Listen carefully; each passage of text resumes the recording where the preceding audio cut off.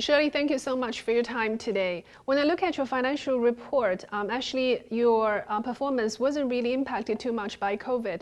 And in the first half of 2022, you still actually bucked the trend and recorded the highest revenue growth. So what are the secrets?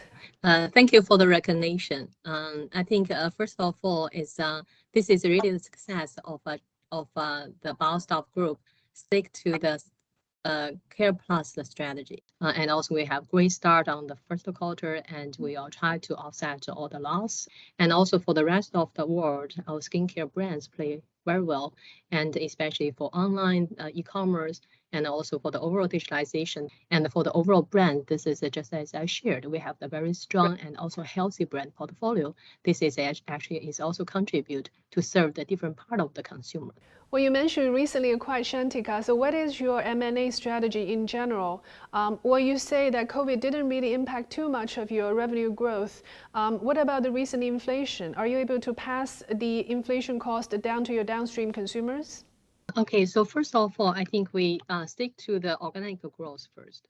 So because we have the 140 years heritage, we have the heritage brands, and also we strongly believe all these brands is still have the high relevance to Chinese consumer and to majority of the consumers in the world. So is we try to revamping the brands and keep updated. So this is actually our first focus. Actually, we do have some kind of incubation program. This is last year we cooperation with Tmall is have the kind of the association to work with indie brands. This is actually we have definitely have the mutual benefit. And for the overall merger acquisition, we are still active. So we will keep working on looking for the radar. But I have to say, the overall pandemic do bring a lot of impact for the overall world economy, including China and also including our group. But it's, we believe the strong recovery capabilities of Shanghai under, all the officials support from the Qingpu district, we quickly recover our operation on the production. And also, I believe China is actually quite complete supply chain system. I think we believe there's a long-term development in China is still very attractive.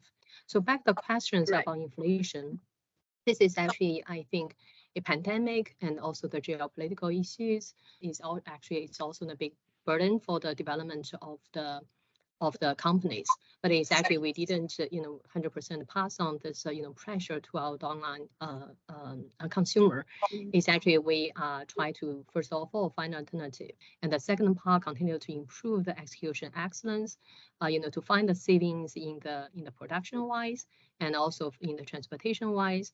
And third is actually we keep upgrading our products. It's not just simply to increase price.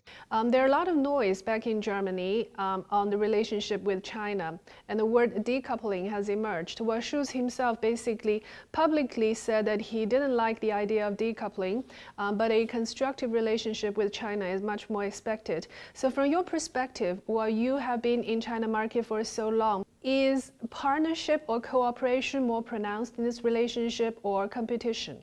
Definitely, I think it's quite optimistic about the cooperation between the Sino-German relationship. In the past 50 years, we can see there's a lot of complementary developments between these two countries. I remember there's more than 5,000 companies, German companies, they invest in China, operate in China, doing business in China. Germany is actually on the green development is quite advanced. We believe a German company is actually, they will have lots of experience and also learning and even technologies to share and to support China development. So we believe German companies, representative, well, the representative as Beiersdorf is actually, we believe cooperation could be the solution for the benefit of both countries.